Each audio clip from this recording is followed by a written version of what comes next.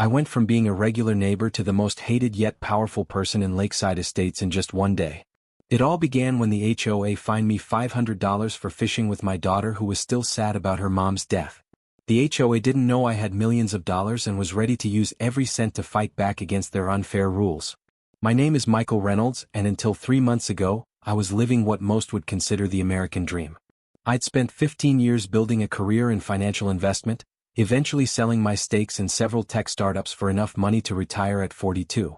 But life has a way of reminding you that money isn't everything. My wife Sarah lost her battle with cancer last year, leaving me to raise our 14-year-old daughter Emma alone. The grief nearly destroyed us both. The only thing that seemed to help was fishing, the last activity the three of us had enjoyed together before Sarah's health took its final turn. When I decided we needed a fresh start, I specifically looked for a home near water. Somewhere peaceful. Somewhere we could heal. Lakeside Estates seemed perfect on paper. Upscale homes, good schools, and a beautiful 6-acre lake nestled in the center of the development. The realtor mentioned there was a homeowners association but assured me it was just standard stuff. Lawn maintenance, exterior paint colors, the usual. I should have paid attention when she hesitated before adding, the HOA president, Helen Blackwood, is dedicated to maintaining property values. I didn't think much of it at the time. I dealt with difficult personalities throughout my career. How bad could one neighborhood bureaucrat be? I found out exactly how bad on a quiet Saturday morning in April. Emma and I had been at the community lake for about an hour, fishing off the small wooden dock. It was the first time I'd seen my daughter genuinely smile in weeks. She'd just caught her second bluegill and was carefully unhooking it when a sharp voice cut through the peaceful morning. "Excuse me, but what exactly do you think you're doing?" The woman approaching us was around 50, impeccably dressed in expensive athleisure wear. Her highlighted blonde hair was styled in what I can only describe as the universal, "I want to speak to the manager" haircut. She carried a tablet and wore an expression that suggested she'd caught us vandalizing public property. "Good morning," I replied, trying to keep my tone friendly. "Just enjoying some fishing with my daughter." I extended my hand. "I'm Michael Reynolds. We moved into the Oak Lane house about 2 months ago." She ignored my outstretched hand, instead tapping aggressively on her tablet. "Mr. Reynolds, fishing is explicitly prohibited in our community lake. This is a direct violation of HOA regulations. I'm Helen Blackwood, HOA president." She said this last part as though announcing herself as royalty. "I'll have to issue a violation notice. The fine is $500. I felt Emma freeze beside me. "There must be some mistake," I said calmly. The realtor specifically mentioned fishing as one of the community amenities. It was a selling point for us. Helen's thin smile didn't reach her eyes. "The regulation was amended last month. All residents were notified via email. Ignorance of the rules doesn't exempt you from following them." She turned her tablet toward me, showing a document with the heading, "Amendment to Recreational Use of Community Lake." The date showed it had been approved just 4 weeks earlier. "We never received any notification about this," I protested. "I personally oversee all communications." "The email was sent to every household," Helen replied with absolute certainty. "Perhaps you should check your spam folder, though I can't be responsible for residents who don't bother to read official communications." I felt my jaw tighten but kept my voice level.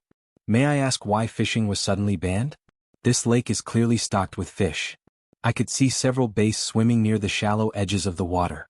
Helen glanced dismissively at our fishing equipment. "Environmental and safety concerns.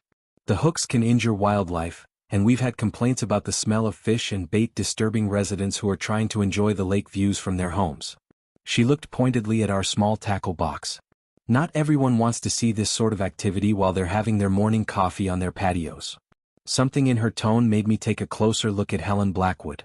The way she surveyed our modest fishing gear, the slight curl of her lip. "This wasn't just about rules. We're being very careful," I said.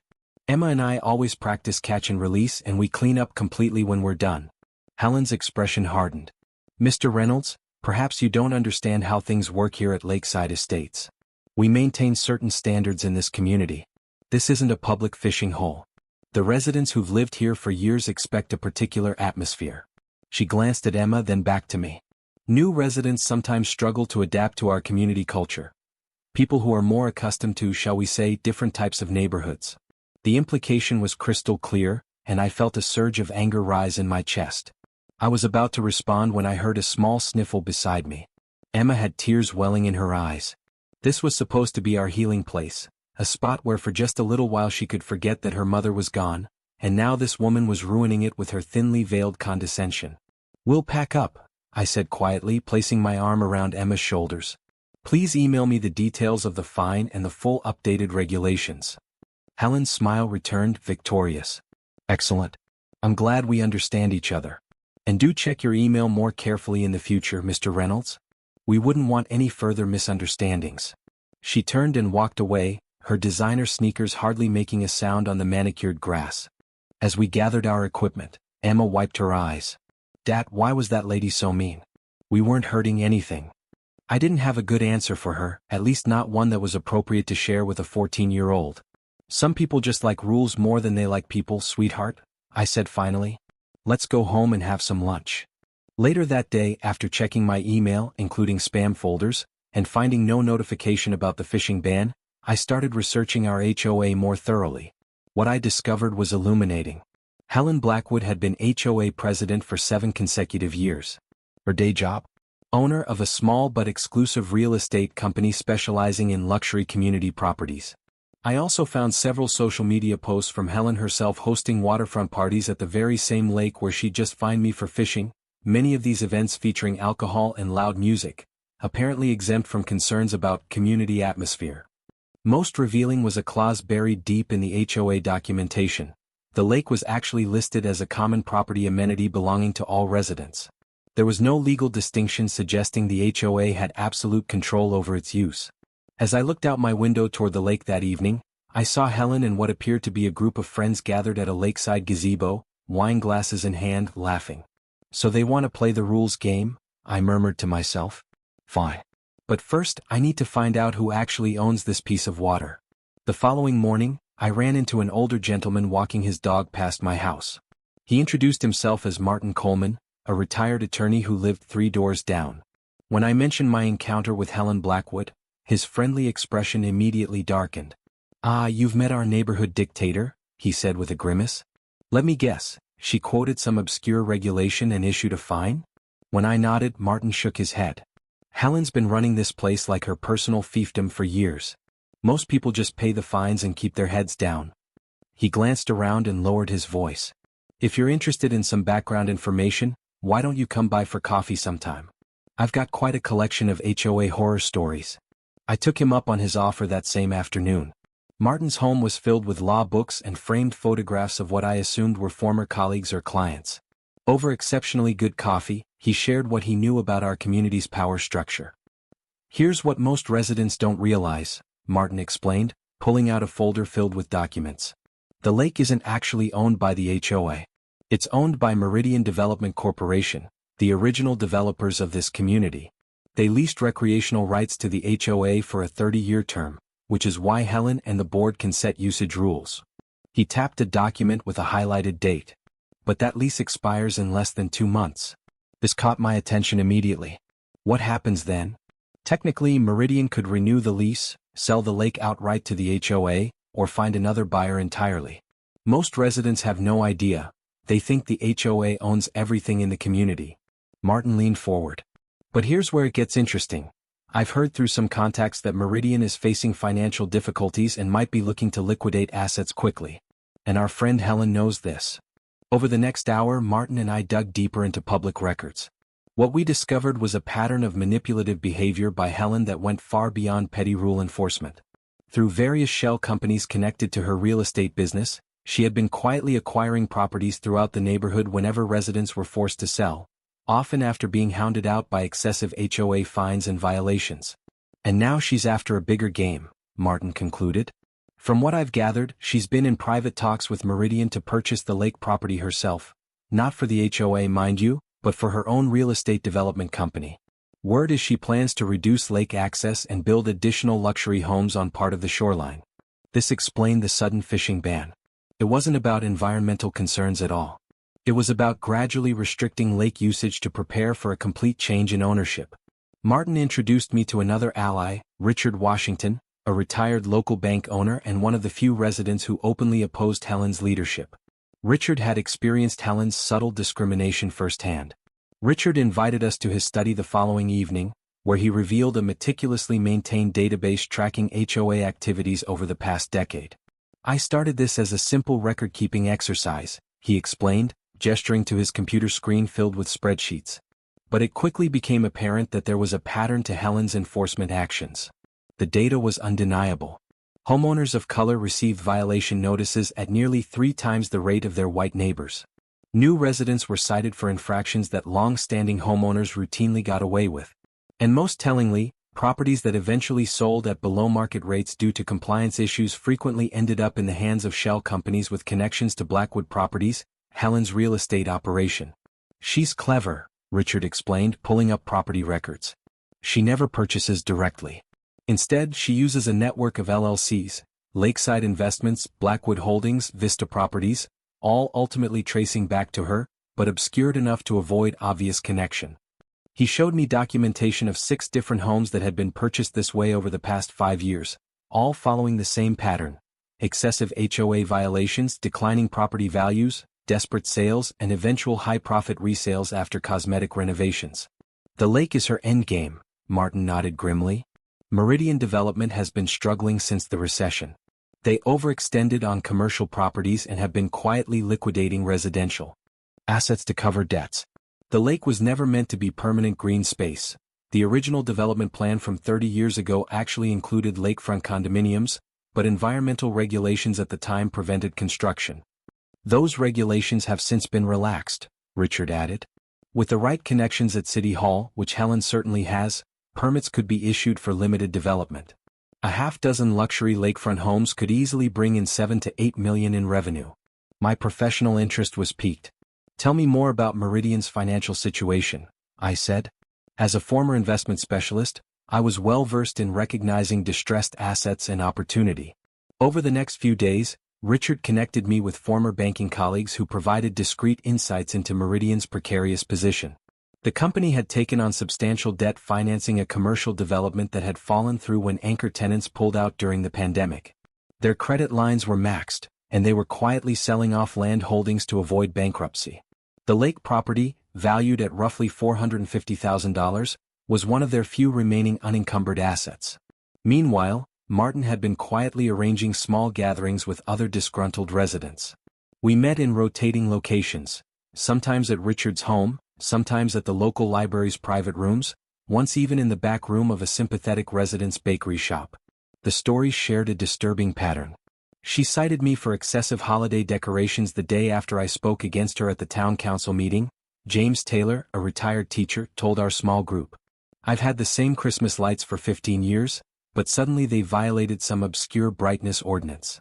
My foster children were banned from the community pool for being too loud," shared Maria Lopez, a healthcare worker whose 3 foster kids had been swimming when Helen's grandchildren wanted to use the pool. When I asked which rule they had broken, she said it was her executive decision as HOA president. Diana Chin, a young widow who had moved to the community just before me, described how Helen had personally led an inspection committee through her backyard, claiming to check for mosquito breeding grounds. 2 days later, she received violation notices for 5 different issues, all things that her neighbors had but weren't cited for. When I pointed this out, Helen suggested that perhaps this community isn't the right fit for someone in your situation. Each story revealed Helen's tactical approach: isolate potential opposition, apply selective pressure through HOA mechanisms, and either force compliance or drive people out. Those who stayed learned to keep their heads down. Those who fought back found themselves facing escalating harassment. Through these meetings, we identified potential allies throughout the community. Richard created a secure messaging group where residents could share experiences and information without fear of retaliation. We were building what amounted to an underground resistance within our own neighborhood. I also began researching Helen's personal financial situation. As an investor, I knew how to read between the lines of property records and business filings. What I discovered surprised me. Despite her carefully cultivated image of success, Blackwood Properties was highly leveraged. Helen had taken out multiple lines of credit against her existing properties, likely to maintain her lavish lifestyle and fund her attempts to acquire new properties. If the lake development plan fell through, she would be in serious financial trouble. "She's not just doing this for profit," I explained to Martin and Richard during one of our strategy sessions. "She's doing it out of necessity. Based on these financial records, she's overextended. The lake development isn't just an opportunity for her, it's financial survival. This information changed our calculus. We weren't just facing a neighborhood tyrant, we were dealing with someone fighting for their economic life. That made her more dangerous but also more vulnerable. At Richard's suggestion, I also reached out to Robert Chin, a real estate broker who had insider knowledge about the lake property and the local market. We met at a coffee shop 20 miles away to ensure privacy. Helen's been trying to put together financing to purchase the lake property for about $450,000, Robert confirmed, keeping his voice low despite the distance from our community. Meridian Development is in financial freefall and needs to close quickly. They've given her a 60-day exclusive negotiation period, but they're so desperate that they might accept a better offer if it came with immediate payment. Robert also revealed something even more interesting. Helen's real estate empire is mostly smoke and mirrors at this point, he explained. Blackwood Properties looks impressive on paper, but she's leveraged to the hilt. She's been using her HOA connections and social network to maintain the appearance of success, but the truth is she's about 3 bad months away from serious trouble. That's why she's so aggressive about this lake deal. She needs a big win to keep her creditors at bay. With this information, I began formulating a plan. As a former investor, I had specialized in identifying distressed but potentially valuable assets, exactly what this lake property represented. I had the capital to make an immediate all-cash offer that would be extremely attractive to a cash-strapped developer like Meridian. The question was timing, when to make my move for maximum effectiveness. We need to wait until Helen has fully committed herself publicly to this project, Richard advised. Let her announce the special assessment for lake improvements. Let her put her reputation on the line with the community and with her creditors. Then we pull the rug out from under her. Martin agreed. The more resources and political capital she expends before we make our move, the more devastating the impact will be when we succeed, and the more likely the community will turn against her when they realize they've been manipulated. As our coalition grew and our plans developed, we maintained absolute secrecy about our ultimate strategy. To the outside world, and especially to Helen's network of informants within the community, we appeared to be simply a group of disgruntled residents documenting HOA overreach. Helen clearly knew we were meeting, as evidenced by the sudden increase in random rule enforcement against those associated with our group, but she couldn't know our true objective. With the information gathered from our various sources, we were ready to move to the next phase of our plan. Robert arranged a discreet meeting with Tom Branson, the Meridian executive handling the lake property sale. As I prepared for this crucial conversation, I knew we were approaching the point of no return in our battle against Helen Blackwood. The stakes were high not just for me and Emma but for the entire community. The meeting with Tom Branson took place in a private room at a downtown law office, far from curious eyes in our community. As Robert had mentioned, Meridian was indeed desperate to offload assets quickly. "Look, I'll be straight with you," Tom said after we'd covered the preliminaries. "We've given Blackwood Properties a 60-day exclusive negotiation window, but there's a clause that allows us to entertain other offers if they come with guaranteed rapid closing. Helen's still trying to pull together investors and financing, but frankly we needed the cash yesterday." "What's her offer?" I asked. $450,000, paid over an 18-month period with a complicated financing structure, Tom replied, his frustration evident. "Our CFO is pushing us to liquidate non-core assets immediately to shore up our commercial development downtown." I nodded thoughtfully, then made my move. "I can offer $500,000, all cash with closing in 7 days. Tom's eyebrows shot up. "That would certainly get my board's attention," he said, clearly surprised by the directness of my offer. "But I should warn you, Helen Blackwood has friends in local government. She won't take this lying down." "I'm counting on it," I replied with a smile. 2 days later, I had a preliminary agreement in hand, contingent only on a standard environmental assessment that could be completed within the week. To maintain secrecy, the purchasing entity was listed as Reynolds Holdings LLC, a company I created specifically for this transaction. Unless Helen personally investigated the corporate registration, she wouldn't immediately connect it to me. It was time for Helen to make her move. At a special HOA meeting, she unveiled her grand vision for what she called Lake Estates 2.0. Using professional renderings and a slick PowerPoint presentation, she outlined how the strategic reimagining of the lake area would enhance property values and community prestige. What she didn't mention, of course, was that her real estate company would be handling the development and sales of the new lakefront properties she planned to build.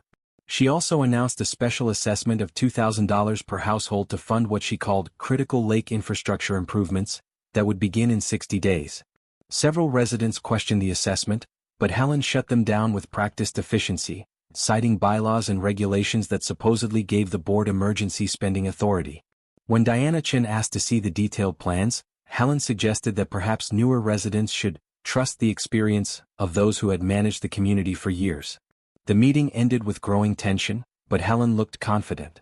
She had no idea that her grand plans had already been derailed, that the lake she was presenting as the centerpiece of her vision would never belong to her. 3 days later, I received confirmation that Meridian's board had accepted my offer. The paperwork was ready to sign. Just as I was finalizing the details, I received notice of 3 new HOA violations at my home: improper weed control, unauthorized landscaping materials, and a mailbox height violation. The fines totaled $750. I smiled as I set the notices aside. Helen was playing her usual game, but she had no idea we were playing an entirely different one. The environmental assessment came back clean, and with Martin's help as my legal advisor, I signed the final paperwork. The lake, all 6 acres of it, including the surrounding 10-foot shoreline perimeter, now belonged to me. Not the HOA, and certainly not Helen Blackwood. What made the transaction particularly sweet was the timing. The day after I closed the deal, Helen had scheduled another HOA meeting to finalize the special assessment and unveil the architectural renderings for the lakefront development. I attended that meeting, sitting quietly in the back as Helen once again took the podium to present her vision for our community's future. She had just finished explaining how the first phase of construction would begin at the north end of the lake when I raised my hand. "Yes, Mr. Reynolds?" Helen said, unable to completely hide her annoyance at the interruption. I stood up, feeling every eye in the room on me. "I have a quick question about the development plans. Have you secured all the necessary permissions from the property owner?" Helen's smile tightened. "As I've explained, the HOA has recreational rights to the lake, and we've been in discussions with Meridian about the development plans." "That's interesting," I replied, pulling a folder from my jacket. "Because according to these documents, which I filed with the county recorder's office this morning, Meridian Development no longer owns the lake. Reynolds Holdings LLC does.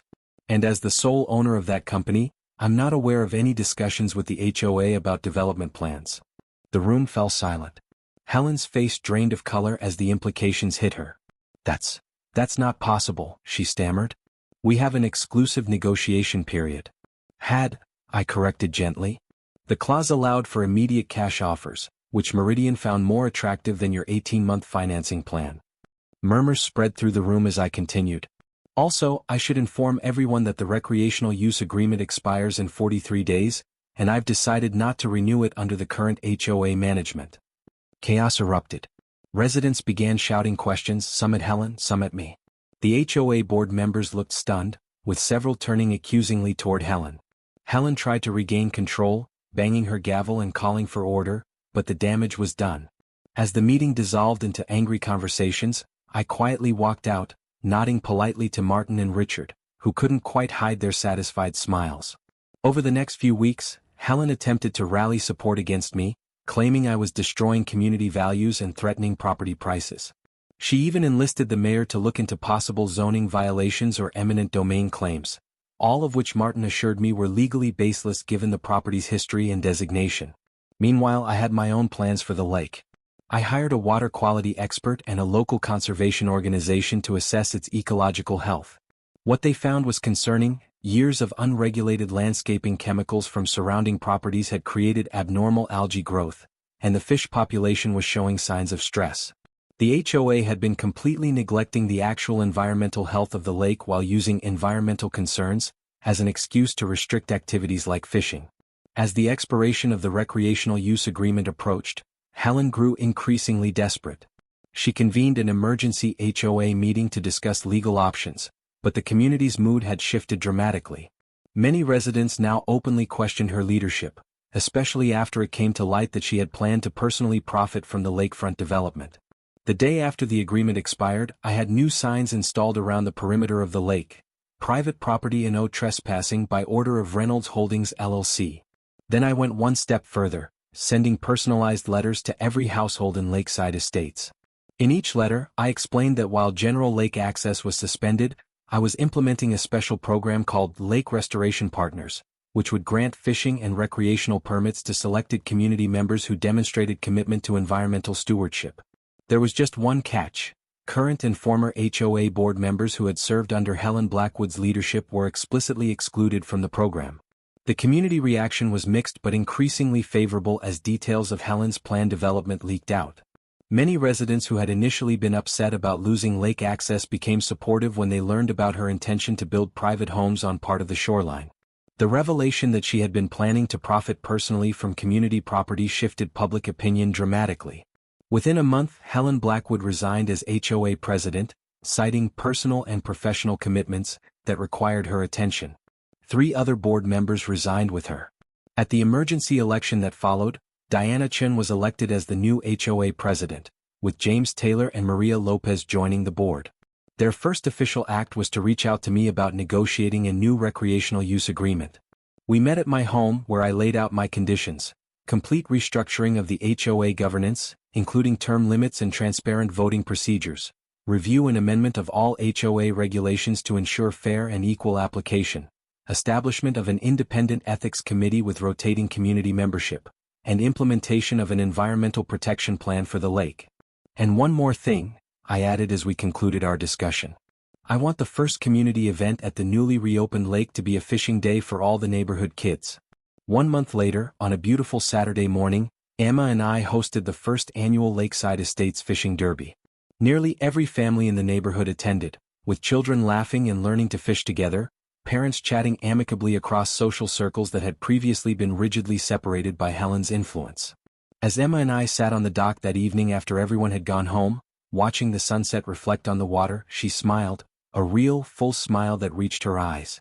"Mom would be really proud of you, Dad," she said softly, leaning against my shoulder. Looking out over the peaceful lake where families had gathered in harmony for the first time in years, I thought about how justice sometimes comes not from winning, but from rebuilding what was broken. "I think she'd be proud of both of us, kiddo," I replied. Sometimes the best way to defeat a bully isn't to become a bigger bully, it's to change the rules of the game entirely.